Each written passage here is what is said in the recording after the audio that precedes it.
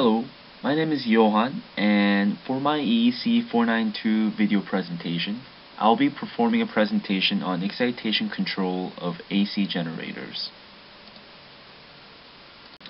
For this presentation, I will be going over 4 main points so that by the end of my presentation, you'll be familiar with and how an AC generator works, as well as how an excitation system is related and integrated within the electricity generation system.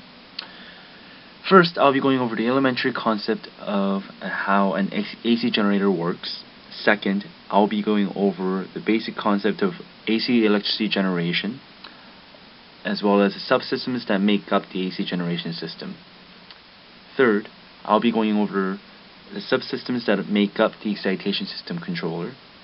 And last but not least, I'll be going over 3 different types of excitation systems, such as DC, AC, and static excitation systems, and I'll be comparing them with their advantages and disadvantages.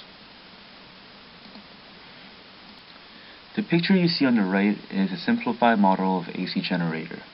Now, in order for the AC generator to produce electrical energy, the rotor, which is a rotating component within the generator, must be excited with DC source.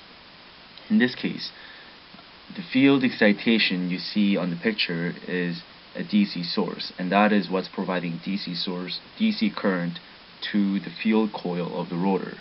And as the rotor rotates, while the field coil is excited with a field excitation source, which is DC, then the stator will end up with an induced voltage and current. In other words,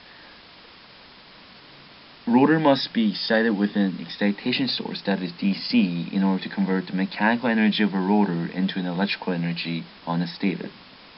Now, depending on how much current the rotor gets or the rotor is excited with, it is also possible to control the generator output voltage. And that is essentially what an excitation system does. It controls the amount of DC source that is provided to the field coil of the rotor, so that in the end, one will end up with a generator voltage that is within the stable limit for the AC generator. So, since now you guys are familiar with the basic concept of how an AC generator works, let's take that further and apply it in an AC generation system and include other controlling units that also make up the generation system. So what you see here in this flowchart is the typical AC generation system layout. Okay? So in an AC generation system, you have a generator, which in this case is a synchronous generator. You have a governor, prime mover, and an excitation system. Now, what a governor does is it monitors and maintains the rotor speed of a synchronous generator, and this is important so that in the end we get 60 Hertz as an electrical frequency from the generator. Okay, and so the governor tries to maintain the rotor speed at a constant speed, so that if the rotor starts to get decelerate, then the governor will try to send more fuel signal or more actuating signal to the prime mover, so that the rotor will accelerate back into its normal operating speed. Okay, so the governor takes the rotor speed and then it relates that to a control signal that is readable by the prime mover. And what a prime mover is, it's an actuator that drives the rotor of the generator. So prime mover in hydroelectric generation system could be a hydro turbine itself, and in biodiesel generation system, the prime mover could be an engine, for instance, that is driving or that is actuating the rotor to spin in a synchronous or in a generator. Okay, so then essentially what prime mover then does is it applies the mechanical torque to synchronous generator, or specifically it applies mechanical torque to the rotor of the generator, so that the rotor spins. And explaining this once again, excitation system provides DC source to the field coil around the rotor of a generator, so that as the rotor spins and as the rotor is excited with a DC source, a voltage and a current would get induced on the stator pole. Okay, so you need all these four main subsystems to maintain or to be able to create a stable operating AC generation system. In a typical, this flow chart that you see is a typical flow chart of an excitation system. In an excitation system, you have four main components, which are terminal voltage transducer, power system stabilizer, automatic voltage regulator, which in this case is called excitation control elements, and an exciter. Starting with the terminal voltage transducer, what the terminal voltage transducer does is it takes in terminal voltage from the generator and then it outputs an appropriate voltage signal level for the automatic voltage regulator. The reason for this is the automatic voltage regulator is an electronic and therefore it cannot receive directly from the generator terminal voltage. As in, because generator terminal voltage may be too high of a voltage value for it to be used as an input for the automatic voltage regulator. So in this diagram, terminal voltage VT, terminal current IT are inputted into terminal voltage transducer, and the voltage transducer is outputting VC, which is called conditioned voltage. And then now that is being fed into excitation control elements, which is also known as automatic voltage regulator. And I'll be calling automatic voltage regulator because it is a more familiar term to use. So the automatic voltage regulator has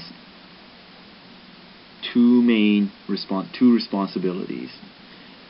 One of its main responsibilities is to compare the VC and the VREF, and then the difference between that is considered as an error voltage signal. So the VREF is a reference voltage that an operator or engineer will set. As in, that VREF is what an operator desires for the excitation control system to output. And then the VC is obviously a terminal voltage signal. Okay? So the difference between that then is called the error voltage signal, which is called VR.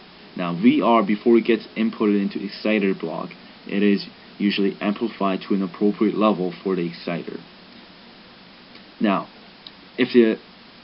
there's also VUEL and VOEL, which are inputted to the automatic voltage regulator.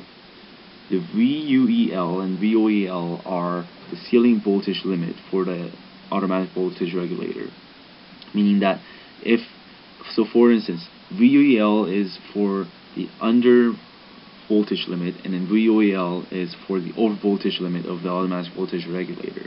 So if the error voltage signal in the automatic voltage regulator is higher than VOEL, then the VOEL sets a limit on it, and then it will output, and then the automatic voltage regulator will output VOEL so that it limits the very high possibility of outputting a very high error voltage signal. VUEL is an under voltage limit. So, for instance, if the error voltage signal is lower than VUEL, then it will actually output VUEL as an output from the automatic voltage regulator. Now, going into the exciter block, what the exciter block does is that it amplifies the voltage signal received by the automatic voltage regulator. So the exciter amplifies the error voltage signal from the automatic voltage regulator to an appropriate level of a voltage so that it can be applied to the field winding of a rotor. Okay, so essentially, exciter is a big block of an amplifier that amplifies the air voltage signal from the automatic voltage regulator to an appropriate level for it to be sent to the field winding of a rotor. Okay, and now this brings us to the last one, which is called power system stabilizer. Power system stabilizer is a crucial block in an excitation system controller because it introduces damping for the signal. As in, the automatic voltage regulator usually introduces a very unstable oscillation, and also within the excitation system controller, there are other reasons where noise oscillation gets created. And these noise oscillation, if it becomes too great or if it becomes too fast for a long period of time, then the excitation system controller may become unstable, meaning that it may produce basically a garbage reference voltage signal for the field winding. So what power system stabilizer does is it introduces damping for the excitation system block, so that it damps the noise oscillation created by the automatic voltage regulator and also by other side blocks in the excitation system. And as a result, all these four main components make up excitation system for AC generator applications. Now I'll be going over three different types of excitation systems. I'll be going over DC, AC, and static excitation systems. DC excitation system usually utilizes DC generator for its power source for the exciter. In this picture that you see, amplitude is a DC generator, and this is what's providing the DC source to the field winding of a DC exciter. And as a DC exciter's rotor rotates, it is inducing inducing DC current onto the armature, and from the armature of a DC exciter, it is connected to the field winding of a main generator, and that is how the DC or direct current is being supplied from the exciter to the field winding of the generator, well, through the slip ring in between.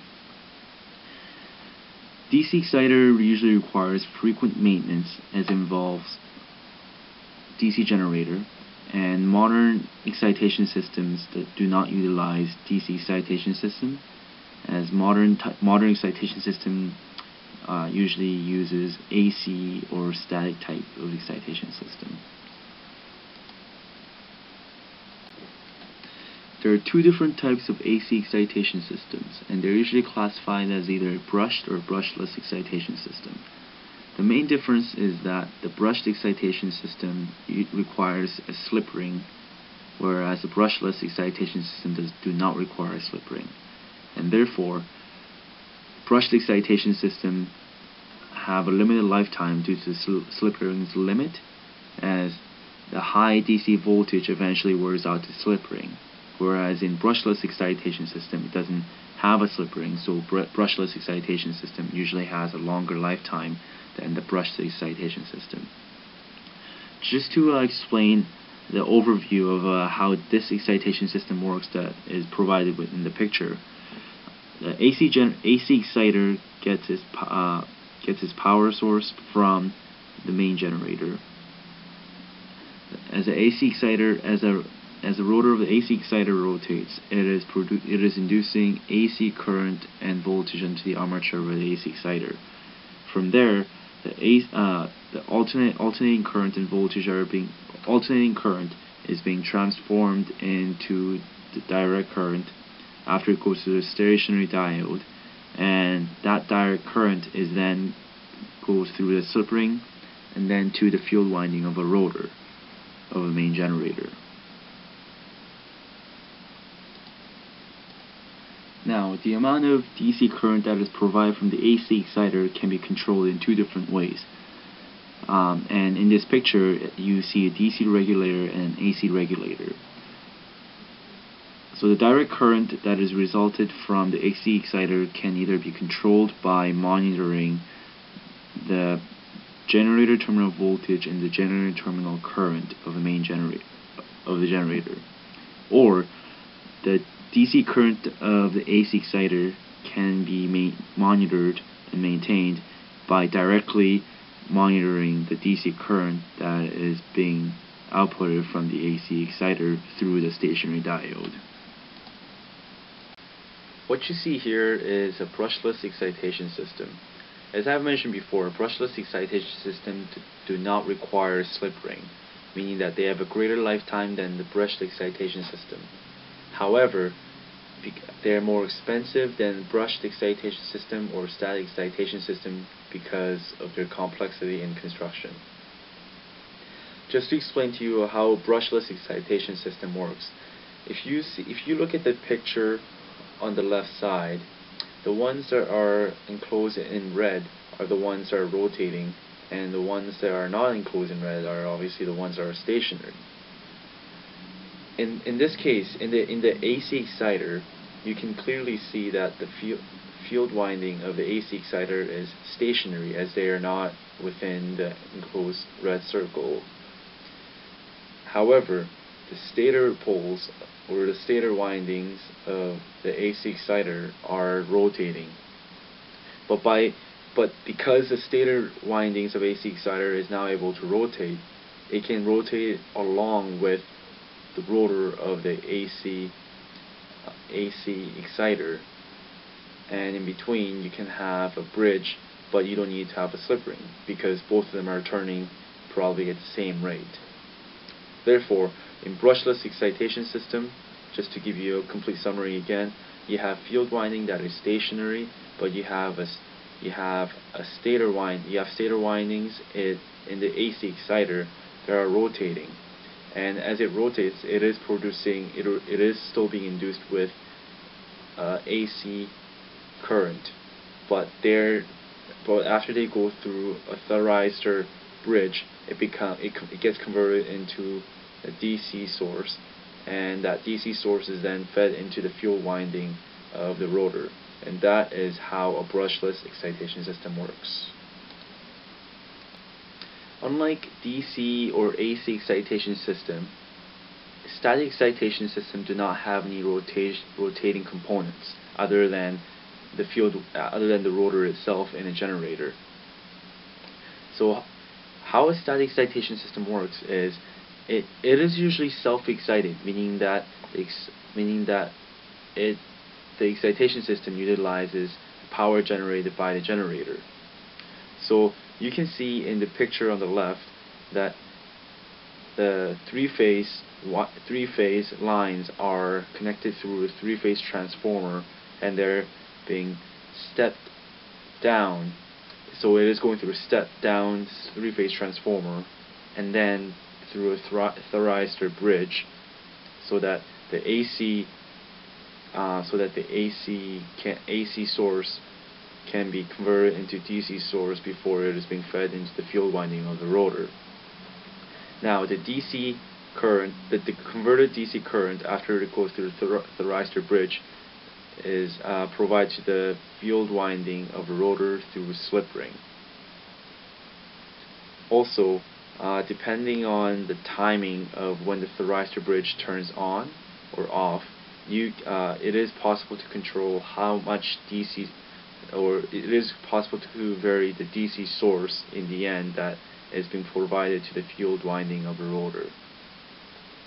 Static excitation system is becoming more popular, and they're the most used excitation system because they're less expensive than AC excitation system, and also they have a quicker response time than other types of excitation system.